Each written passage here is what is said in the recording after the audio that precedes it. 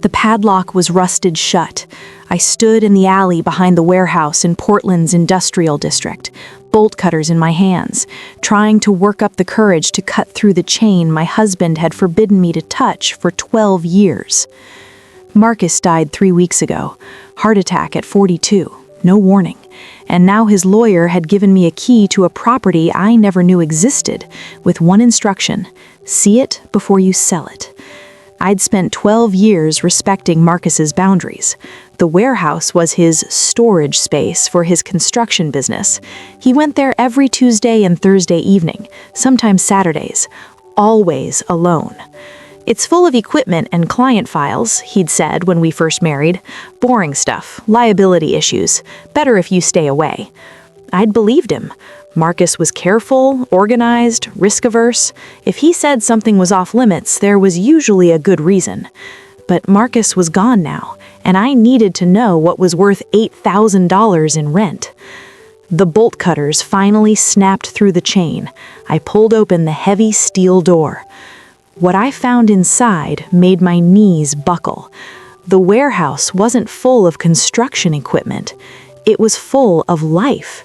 The main floor had been converted into living space, a large kitchen with a commercial stove, 2 long tables, mismatched chairs, a sitting area with worn couches and bookshelves overflowing with paperbacks, children's toys scattered in one corner.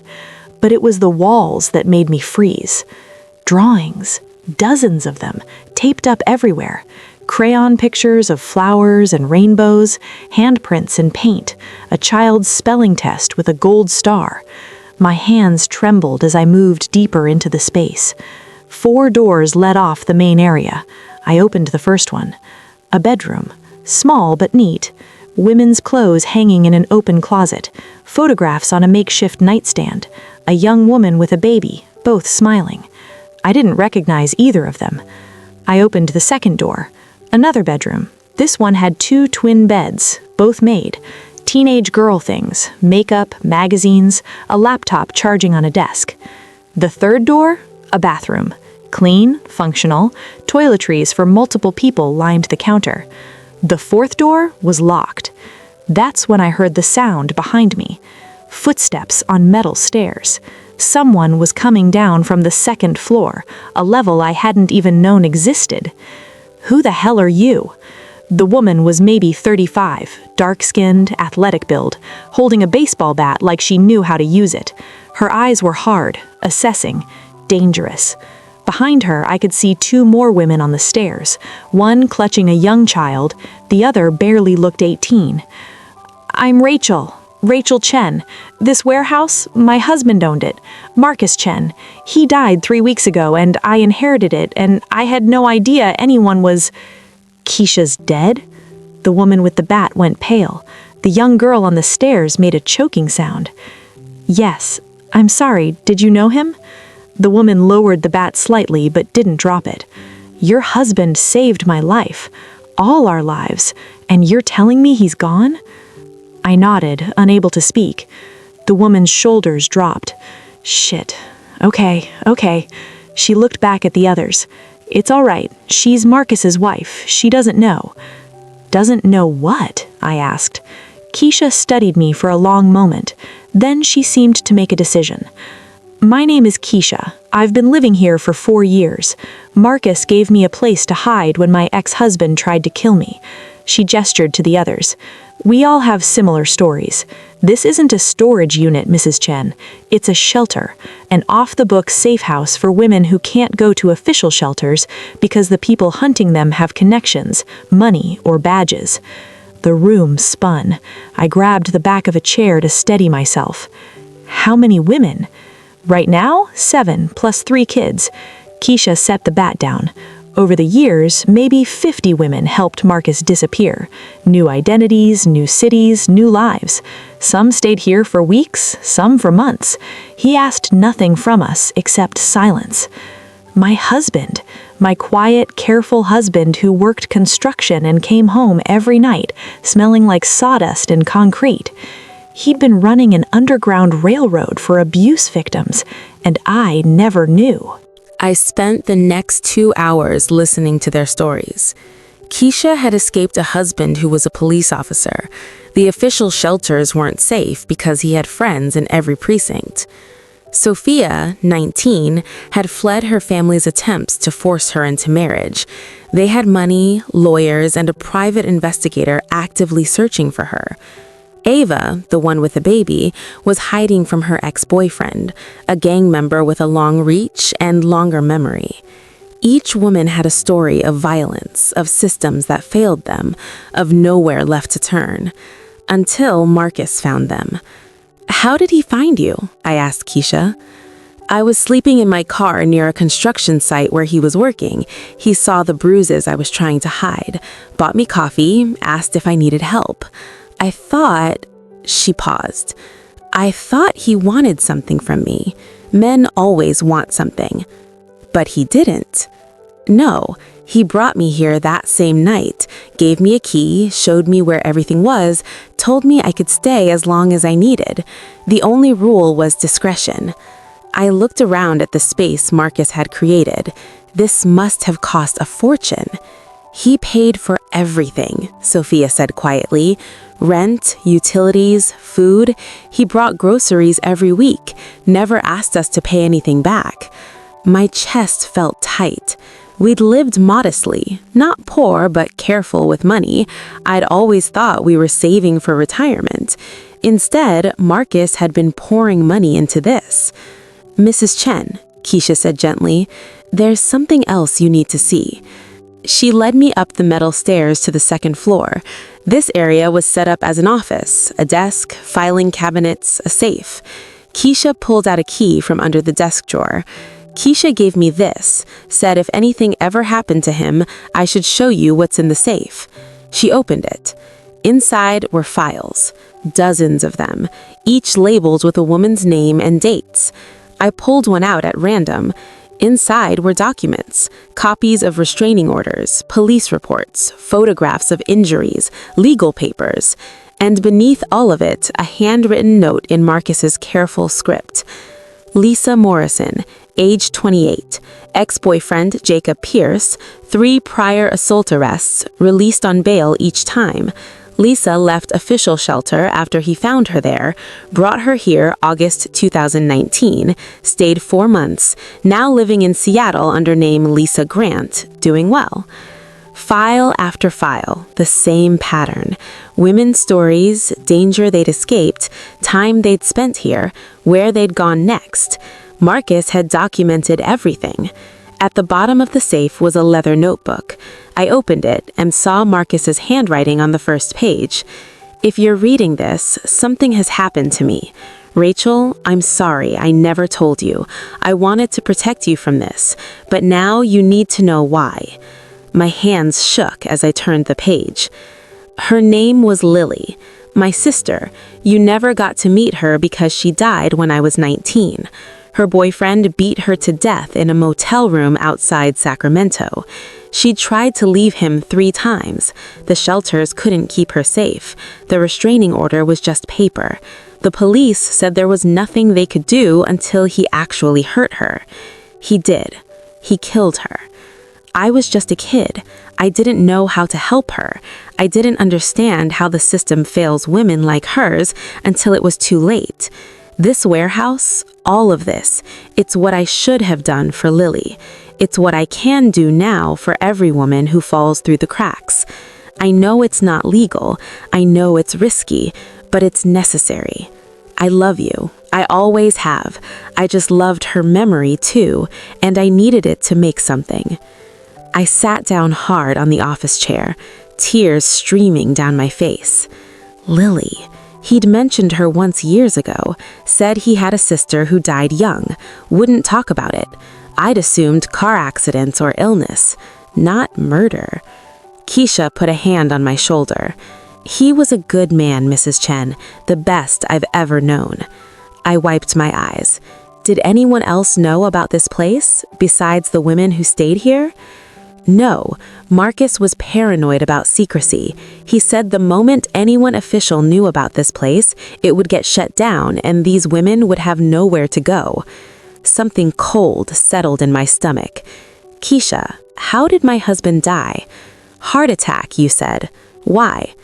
Marcus was 42, no history of heart problems, ran 5 miles every morning. His doctor said his cholesterol was perfect at his last checkup. Keisha's eyes widened. You think someone... Before she could finish, glass shattered downstairs. We both jumped. I heard screaming, a child crying. Keisha grabbed the bat and ran for the stairs. I followed, my heart hammering. In the main living area, the front window was broken. Glass covered the floor. Sophia was backing away from it, the 18-year-old, holding her arms up protectively. Ava clutched her baby, who was screaming. On the floor, surrounded by broken glass, was a brick, paper wrapped around it. With shaking hands, I picked it up and unfolded the note. Block letters, black marker. She belongs to me. Return her or burn.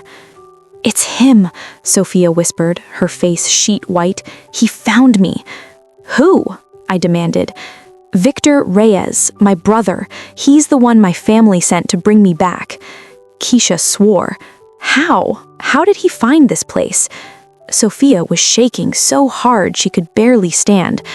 I don't know. I swear I was careful. I never left. I never contacted anyone. It doesn't matter how, I said, forcing my voice to stay calm even though my pulse was racing. What matters is what we do now. I pulled out my phone. What are you doing? Keisha asked. Calling the police. No! Sophia grabbed my arm. You can't. Victor has connections, and if the police come, they'll find out about this place. They'll shut it down. Everyone here will have to go back to official shelters where they're not safe. We can't just ignore this, I said. Someone just threw a brick through the window with a threat. This is serious. Mrs. Chen, Ava said quietly, bouncing her crying baby, Marcus always said if we ever had trouble, we handle it ourselves. The moment we involve authorities, we lose everything. I looked around at their faces, all terrified, all waiting for me to decide. I'd never made a decision like this in my life. I was an accountant. I filed taxes. I followed rules. But Marcus hadn't followed rules. He'd made his own. Okay, no police. But we need help. Is there anyone Marcus trusted? Anyone who knew about this place? Keisha hesitated. There's someone. Marcus called him the cleaner. He helped with the really dangerous cases, fake IDs, emergency relocations, security. I don't know his real name, but I have a number Marcus gave me for emergencies. Call him. While Keisha made the call, I helped clean up the glass and moved everyone away from the windows. My mind was racing. If Victor Reyes had found this place, who else knew about it? And if Marcus's death wasn't natural?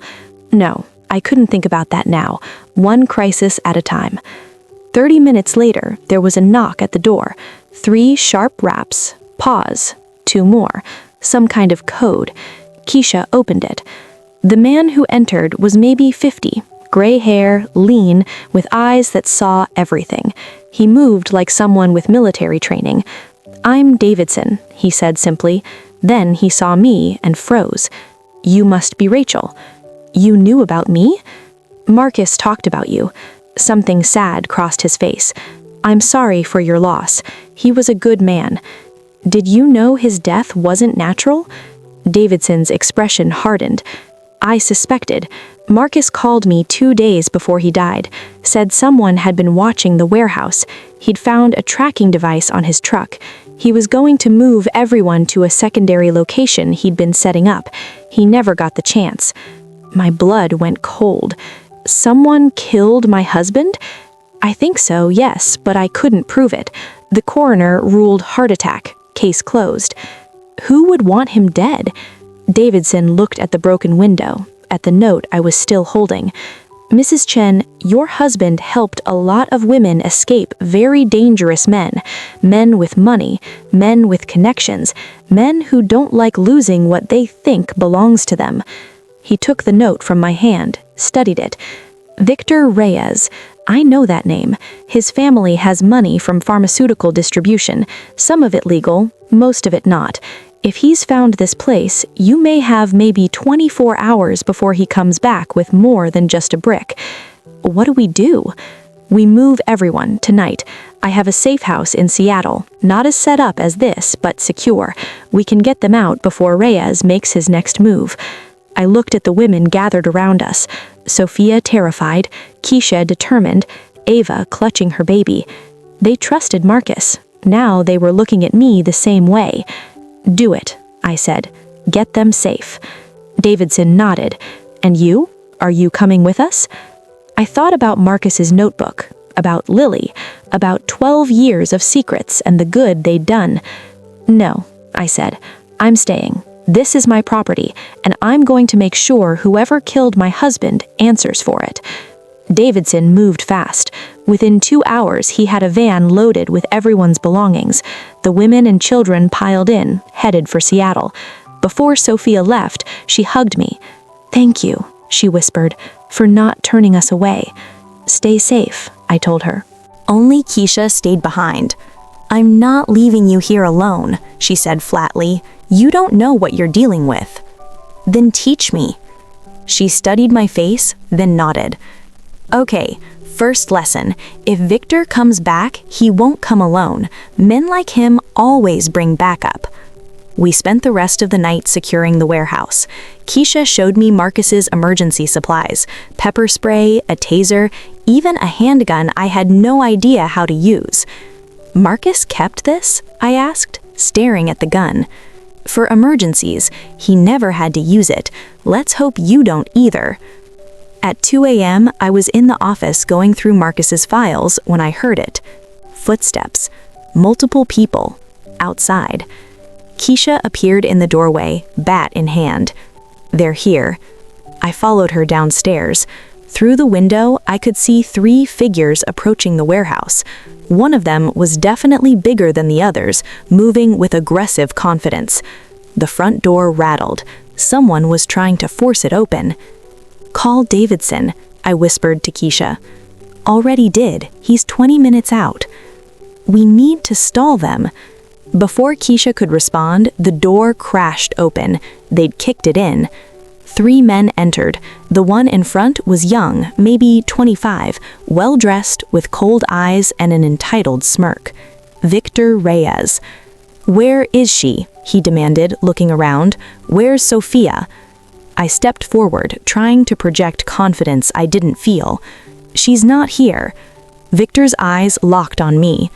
"Who are you?" "I own this property. You just broke my door. That's criminal trespassing and destruction of property. Leave now or I'm calling the police." He laughed. It was an ugly sound. "The police? Go ahead, call them. Let's see what they think about this little operation you've got going here." My stomach dropped, but I kept my face neutral. "I don't know what you're talking about." "Don't play stupid. I know what this place is. I know what your husband was doing, hiding women who don't want to be found. Sophia is family property. She belongs with us. Now tell me where she is." "Family property?" I said, anger replacing fear. "She's a human being, not an object you own." "She's my sister. She's confused, brainwashed by people like you and your dead husband. I'm here to bring her home. To force her into a marriage she doesn't want. To fulfill family obligations, not that it's any of your business." The 2 men with Victor had spread out, searching the space. One disappeared upstairs. "She's not here," I said again. "No one's here, just me." Victor moved closer. He smelled like expensive cologne and entitlement. "You know, your husband was a problem for a lot of people, men who just wanted their property back. He kept interfering, hiding things that didn't belong to him." My pulse hammered. "What did you do to my husband?" Victor smiled. "Me? Nothing. But heart attacks happen, don't they? Especially when someone's under a lot of stress." Before I could respond, Keisha stepped forward. "You need to leave, now." Victor looked at her like she was an insect. "And you are?" "Someone who knows where all the evidence is. Photographs, documents, recordings of you threatening your sister. all of it copied and ready to send to the FBI if anything happens to anyone in this room. It was a bluff. I didn't know if we had any of that, but Victor didn't know either. His smile faltered slightly.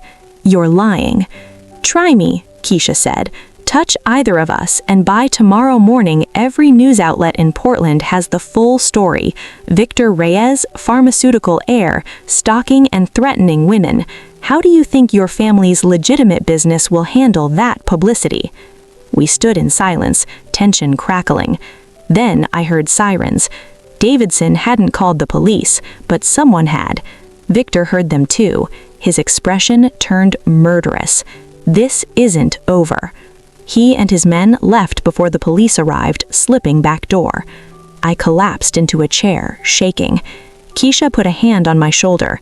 "You did good." The police took statements about the break-in. I told them about the vandalism, the threats, Victor's name. Didn't mention anything about the shelter. After they left, Davidson returned. "Mrs. Chen, you can't stay here. If Victor knows about this place, then I need to shut it down properly, move the operation somewhere he can't find, but I'm not abandoning what Marcus built." Davidson studied me for a long moment. "You're not what I expected." "What did you expect?" "Marcus said you were quiet, risk-averse, that he kept this from you because you wouldn't understand." I thought about the Rachel from 4 weeks ago, the accountant who followed every rule, who never made waves. She wouldn't have understood. But I wasn't her anymore. "Help me," I said to Davidson. "Help me do this right, legal, safe, so women like Sophia have somewhere to go when the system fails them." He nodded slowly. "Okay, I know some people, lawyers, advocates, donors who support this kind of work under the table. We can build something official, but it takes time and money. I have Marcus's life insurance, $500,000, and I have time." The warehouse is empty now. We moved the operation to a property outside the city, a large house surrounded by woods, harder to find, easier to secure. We established it as a non-profit, New Horizons Transitional Housing, legal, official, with security cameras, background-checked staff, and partnerships with law enforcement who actually care. Keisha runs the day-to-day operations. I handle the business side, fundraising, legal compliance. We have space for 12 women now. Every bed is full. Victor Reyes is facing charges for stalking and witness intimidation. Sophia gave a statement, and 2 other women came forward with similar stories. His family's business is under federal investigation. Marcus's death is still officially ruled a heart attack, but I hired a private investigator. We're building a case, gathering evidence. It'll take time. Today, I visited Marcus's grave, first time since the funeral. "I found Lily's memorial," I told him, "the scholarship fund you set up in her name. I'm expanding it, making it bigger." The wind rustled through the cemetery trees. "You should have told me," I said. "I would have helped. We could have done this together." But I understood why he hadn't. The Marcus I married was careful, protective, afraid of risking me. He'd underestimated me. Or maybe I'd underestimated myself. I placed a photo on his headstone, the women from the new shelter, all of them together, smiling. "They're safe," I whispered. "All of them, I promise." As I walked back to my car, my phone buzzed. A text from Davidson. "New arrival, single mom, 2 kids, running from ex-military ex-husband. Can we take her?" I typed back, "Always room for one more." The Rachel from a year ago would have been terrified of this life, the danger, the responsibility, the moral ambiguity of operating in gray areas. But that Rachel was gone. The woman I'd become understood that some rules needed to be broken, that some secrets were worth keeping, that sometimes the most important work happened in the spaces between legal and right. Marcus had saved Lily too late, so he'd spent 20 years saving others. Now I would continue his mission, not in shadows, but in structured, sustainable light. The house of secrets had become the house of sanctuary, and I was its guardian. Have you ever discovered something about someone you loved that completely changed how you saw them? A secret that transformed your entire understanding of who they were? If this story reminded you that ordinary people can do extraordinary things, and that the most important work often happens in silence, subscribe for more stories about hidden heroes, second chances, and the courage to continue what others started. Because sometimes inheritance isn't about money or property, it's about purpose.